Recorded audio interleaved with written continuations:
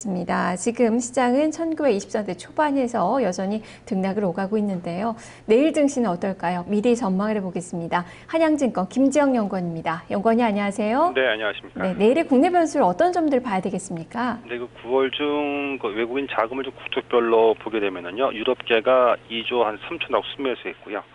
미국계가 2,400억 순매수했습니다. 연준의 그 Q3 발표 이후에 기대하던 그 미국계 자금의 국내 주식 매수 강도는 크지 않은 것으로 이제 파악이 되고 있는데요. 유럽계 자금은 이제 4월과 7월 중반에 매도했던 5조 원 규모를 7월 이후에 만회한 이후에 좀 정체된 상황이고, 추가적으로 미국계 자금에 유입되기 위해서는 좀 달러 약세가 속도를 내야 된다고 보고 있습니다. 그런데 양적 완화 정책이 이제 미국뿐만 아니라 그 유럽과 일본 등 그 주요국 중앙은행들이 그 동시에 지금 시행을 하고 있고요.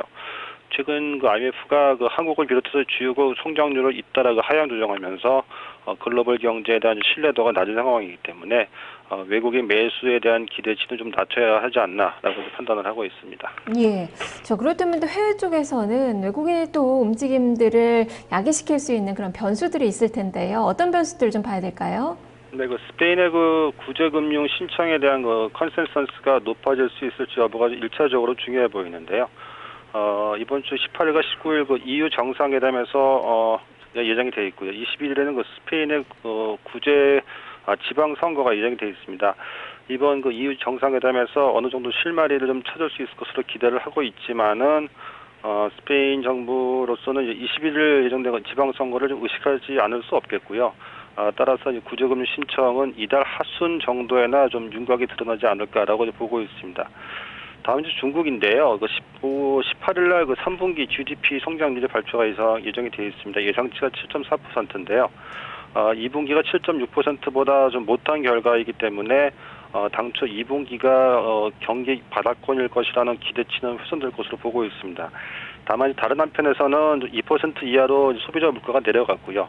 성장률 둔화를 이유로 해서 지준율 인하와 같은 경기 부양책이 나올 수 있기 때문에 성장률 발표 직후에 중국 증시의 좀 반응을 지켜봐야 되지 않나라고 보고 있습니다. 마지막으로 미국인데요. 미국은 정치적인 불확실성이 좀 선제적으로 반영될 수 있는 시기로 보고 있습니다. 16일 날 오바마 후보와 롬니 후보의 2차 그 TV 대선이 예정이 되어 있습니다. 현재 여론조사를 보게 되면은 미국 대선에서 대통령은 오바마 후보가 좀 우세해 보이고요. 상원도 민주당이 우세해 보입니다. 반면에 하원은 이제 공화당이 다수당이 될 것으로 예상을 하고 있는데요.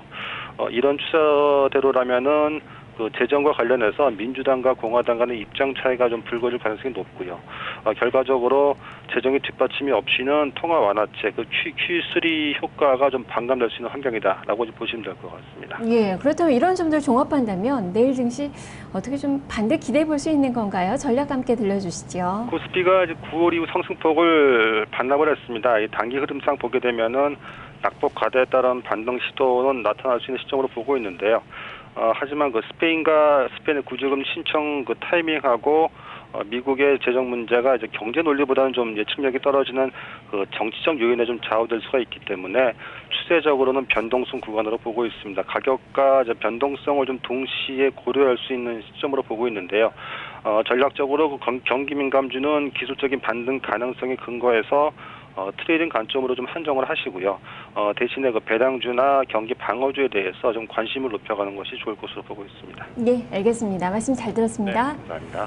네, 여전히 시장은 트레이딩 관점의 외의 전략이 좀 더 필요하다. 방어주, 경기 민감주에 대한 이야기들도 제시가 되고 있고요. 배당주에 대한 이야기도 또 제시가 좀 되고 있네요. 여러 가지 투자 전략을 좀 고민을 해보셔야 될 것 같습니다. 한양증권 김지영 연구원과 함께했습니다. 지금 동시효과 구간입니다. 1920선 밑으로 약간 밀려난 모습이 전개가 되고 있습니다. 어떻게 종가가 나올지 잠시 후 넥스트와 함께 하시길 바랍니다. 저 여기서 물러가겠습니다. 시청해주신 여러분 고맙습니다.